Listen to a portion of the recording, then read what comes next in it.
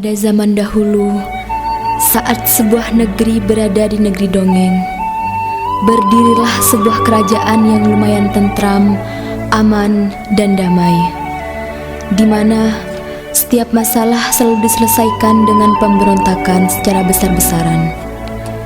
Tetapi di balik itu semua, kerajaan tersebut adalah kerajaan penghasil tahu terbesar di seluruh dunia dongeng. Semua rakyat yang berada di negeri itu sebagian besar adalah pegawai tahu. Tahu-tahu yang mereka hasilkan sebagian menjadi makanan pokok dan sebagian dikirim ke kerajaan lainnya. Maka dari itu, diberilah nama kerajaan tersebut dengan sebutan kerajaan.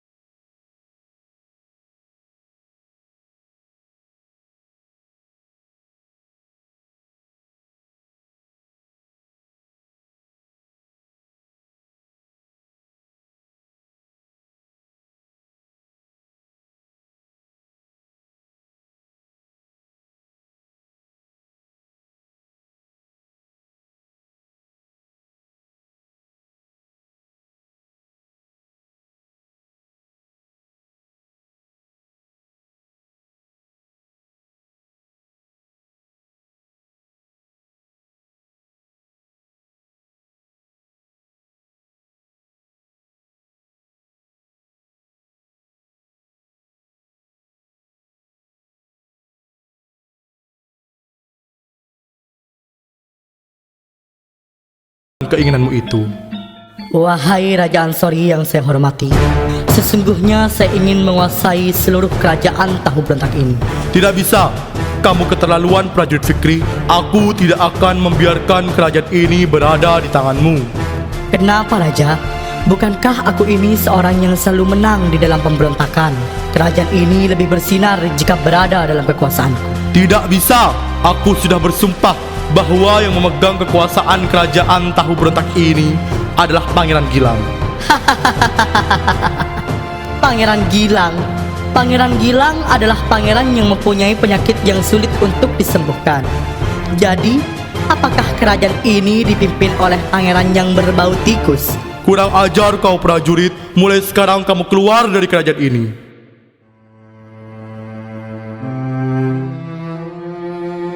Prajurit Fikri sangat marah karena dia diberhentikan secara tidak terhormat. Setelah kepergian prajurit, Raja dan Ratu memikirkan keadaan Pangeran Gilang.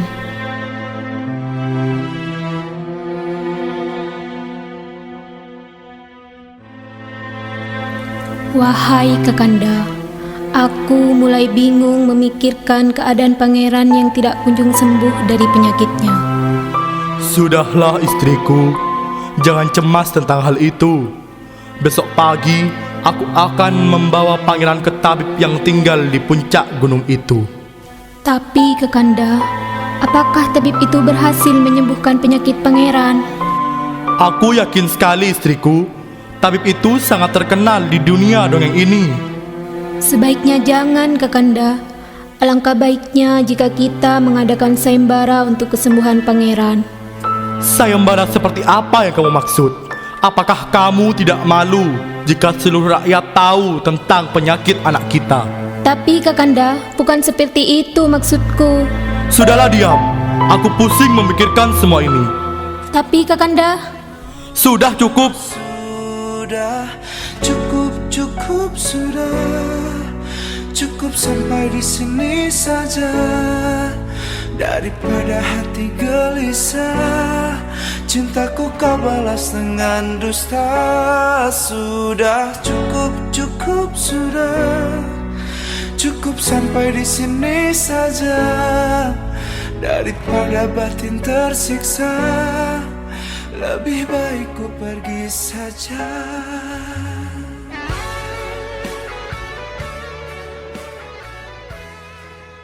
Keesokan harinya, seluruh rakyat dan anggota kerajaan berkumpul di luar istana. Pengumuman, pengumuman, pengumuman.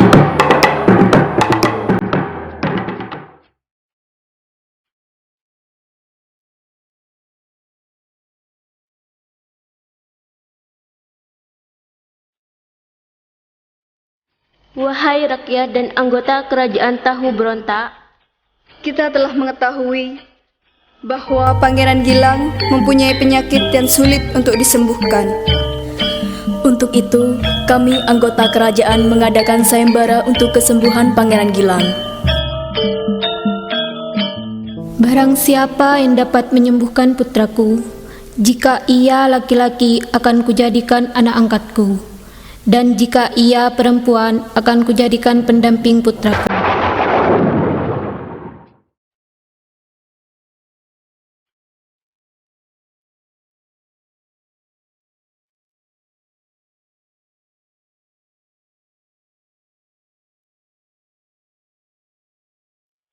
Saat itu, Putri Silvi dan ibunya Ratu Novita tertarik pada sayembara itu. Sampainya di rumah, Ibunda, aku sangat ingin mengikuti sayembara itu. Aku ingin menjadi kaya setelah berada di kerajaan itu. Tapi aku bingung, Ibunda. Tak usah bingung, putriku. Cukup 1 menit ibu bisa melakukan itu semua. 1 menit, hanya 1 menit ku kenal dirinya. Cukup 1 menit, hanya 1 menit ku tak butuh waktu lama. Cukup 1 menit, hanya 1 menit ku kenal dirinya. Cukup 1 menit, hanya 1 menit ku tak butuh waktu lama. Terima kasih, Ibu. Tapi jangan sampai saudara tiriku, Putri Puspita, mengikuti sayembara ini juga, Ibuku.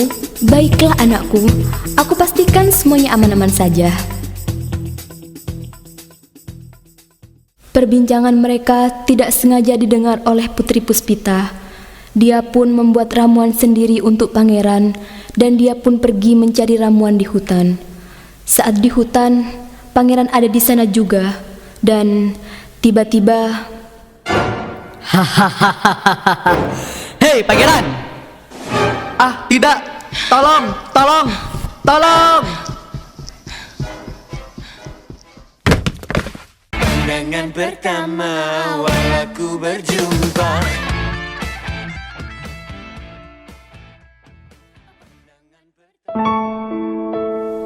Apakah kamu tidak apa-apa? Iya, terima kasih sudah menolong saya. Kalau tidak ada kamu, mungkin saya mati karena terjebak di sini. Sama-sama. Lain kali kalau jalan hati-hati. Kamu siapa? Saya adalah salah satu pegawai pembuat tahu di kerajaan Tahu Berontak. Kamu pasti seorang yang pekerja keras ya di sini. Oh, kenapa? Aku bau ya? Maaf ya. Sebenarnya apa yang kamu lakukan di sini? Saya sedang mencari bahan untuk membuat ramuan untuk pangeran supaya ia sembuh dari penyakitnya. Oh, jadi begitu. Semoga kamu berhasil ya. Iya, terima kasih atas dukungan.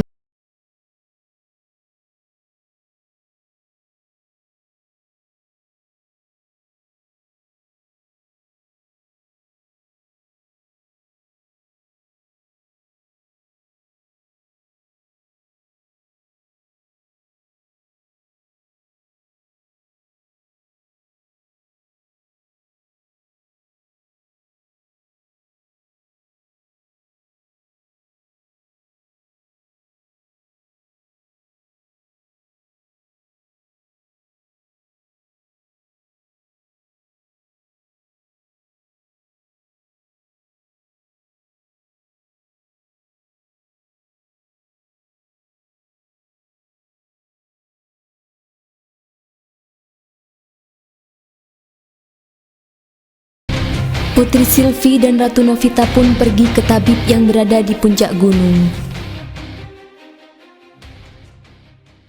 Ibunda, apakah ini tempat tinggal tabib yang ibu maksud? Benar, anakku. Mari kita menemui tabib itu. Wahai orang yang tidak aku kenal, apakah tujuanmu ke sini? Kami ingin tabib membuatkan ramuan untuk penyakit tikus pangeran. Bisakah tabib membantu kami? Baiklah, tapi ada satu syarat yang harus kamu penuhi. Apapun syaratnya, minumnya teh botol. Ups, salah. Apapun syaratnya, pasti akan kami penuhi demi mendapatkan kekayaan di kerajaan itu. Baiklah, syaratnya adalah jangan sampai saudara tirimu itu mengikuti sayembara itu. Jika ia mengikutinya, maka kalian akan kalah dalam sayembara itu. Wahai tabib, mengapa demikian? Anak tirimu itu mempunyai sebuah buku ramuan yang ditulis oleh ayahnya, dan ramuan dari ayahnya itu lebih berkhasiat dari ramuan yang saya buatkan. Baiklah, saya tidak akan membiarkan saudara saya mengikuti sayembara itu. Baiklah, dengan kekuatan bulan, ini ramuan herbalnya.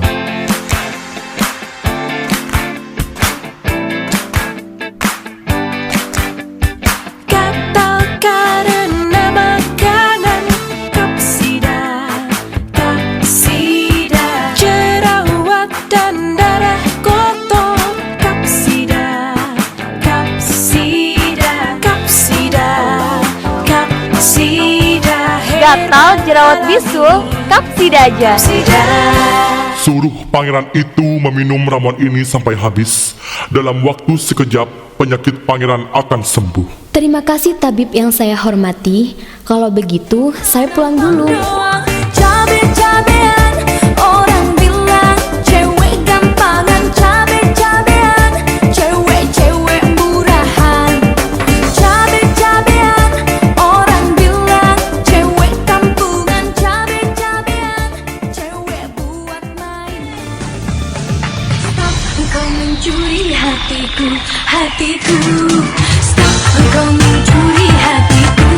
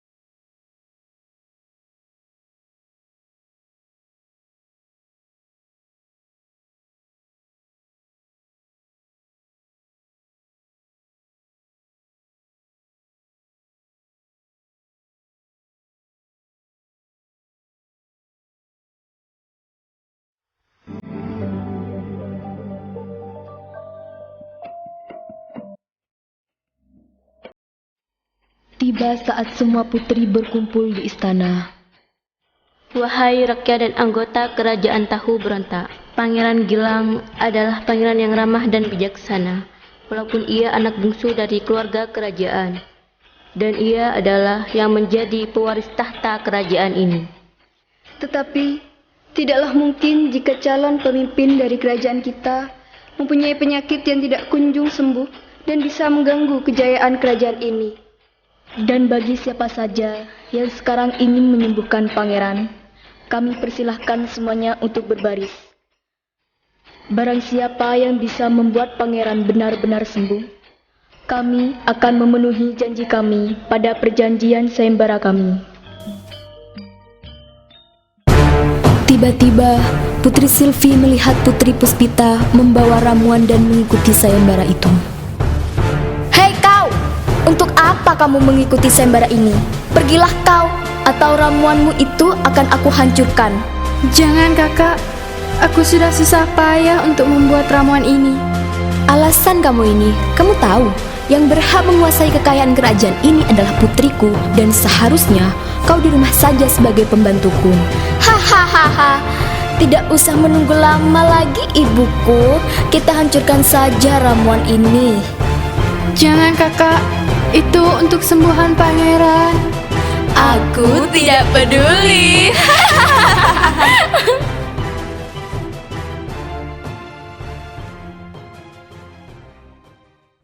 Tiba-tiba Pangeran Gilang datang. Tunggu, jangan kau merusak ramuan dari putri itu. Dia adalah orang baik yang pernah aku temui.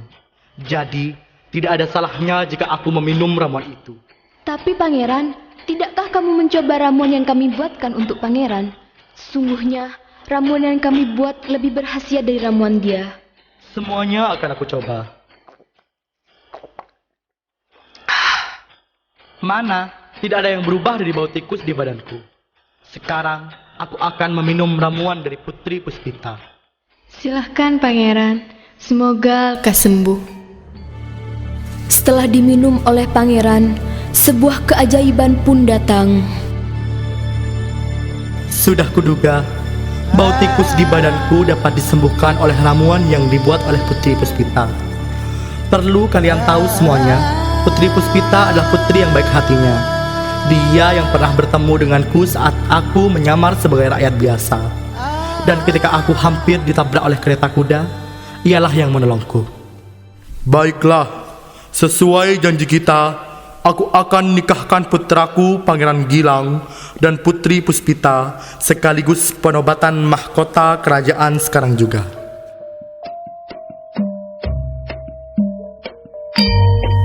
Akhirnya, Pangeran Gilang dan Putri Puspita pun menikah dengan bahagia. Semua rakyat dan anggota kerajaan pun ikut berbahagia, kecuali Ratu Novita dan Putri Silvi. Mereka kecewa dengan keputusan dari sang raja, dan mereka pun harus merelakan Putri Puspita sebagai permaisuri kerajaan Tahu Berontak.